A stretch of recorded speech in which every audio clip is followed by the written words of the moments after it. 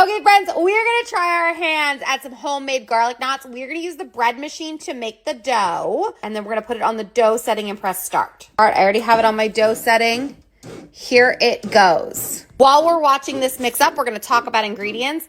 Make sure that you add the ingredients in the order I state. We did 1 cup of warm water, 2 tablespoons of olive oil, 1 tablespoon of sugar, 1.5 teaspoons of salt, 3 cups of bread flour, and this is the bread flour I like to use, 2.25 tablespoons of bread machine yeast. I love this container. I just keep it in my fridge and then it's ready to go every time I need yeast. Now I make a little well at the top to put the yeast in like a little circle pocket so it doesn't get wet from the wet ingredients until it's ready to mix together and do this magic.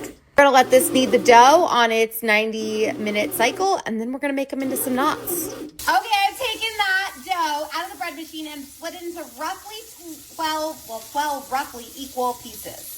Okay, I'm going to attempt to show you how I'm doing this, but basically I'm taking the dough and making it into like a rope, and then I tie it in a knot, quite literally. This is a great example.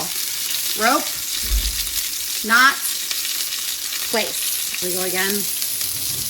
It's literally like tying a knot. You're just doing it with dough. Okay, this sucker's way bigger than the other one, so I didn't do too great in splitting them equally, but you know, we're getting the job done here.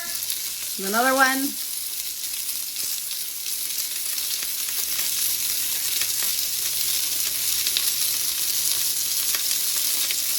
Boom.